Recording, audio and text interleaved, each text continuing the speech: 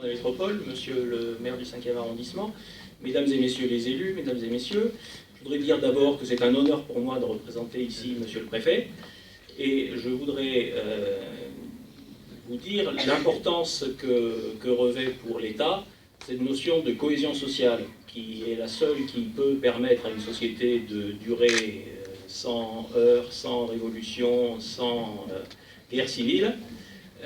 C'est de servir tous les membres de cette société, y compris les plus fragiles et les plus faibles, qui existent malheureusement, ils existeront toujours, et il ne faut pas que ce soit des laissés pour compte. Donc cette opération, si je suis là, c'est parce qu'il y a du logement social.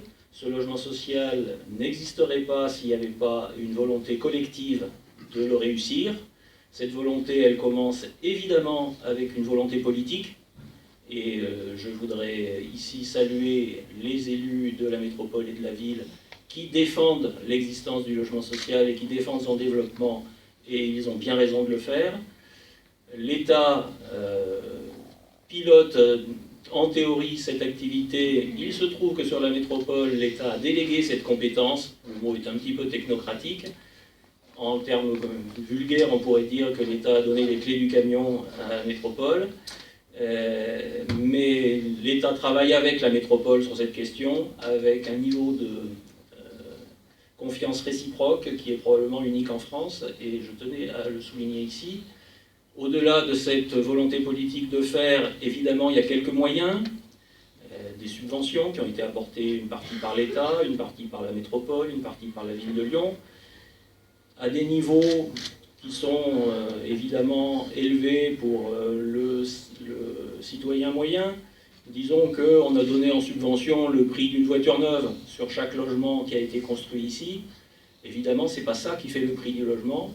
Le reste, c'est aussi le fruit de la solidarité nationale, parce que le reste, ce sont des prêts que l'organisme a souscrits auprès de la Caisse des dépôts et consignations. Ces prêts, c'est les dépôts de vous et moi sur le livret A. Cet argent déposé, il est prêté à l'organisme HLM. L'organisme HLM rembourse, ce qui permet aux épargnants de ne pas perdre leurs sous, et rembourse avec des intérêts, ce qui permet de donner un peu d'argent aux épargnants. C'est un système unique au monde, probablement, mais c'est aussi ça qui permet de faire du logement social. On a les aides des collecteurs. Les collecteurs, ce sont des organismes paritaires, comme la sécurité sociale, comme les caisses d'assurance maladie, qui collectent des cotisations des entreprises, et cet argent sert à faciliter le logement des salariés. Et donc il y a de l'argent de ces collecteurs qui vient aider les opérations. Donc tout ça, c'est de l'argent collectif.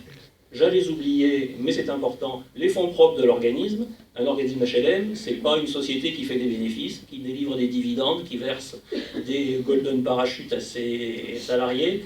C'est une entreprise qui réinvestit les bénéfices quand il y en a. Généralement, il y en a parce qu'elles sont bien gérées, ces sociétés.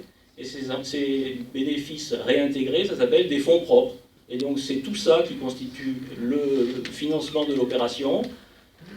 Et on aboutit à ce qu'on voit ici, c'est-à-dire un cadre très au-dessus de la moyenne, un immeuble qui a été réalisé parce qu'il y avait l'audace d'un promoteur, parce qu'il y avait le talent de la maîtrise d'œuvre, il y avait évidemment le maître d'ouvrage au milieu, il y avait le savoir-faire de toutes les entreprises, cette volonté politique qui aboutit à ce que, j'en suis certain, sera une grande réussite, et je souhaite beaucoup de bonheur aux habitants du Clos des Cèdres. Je passe la parole à M. le maire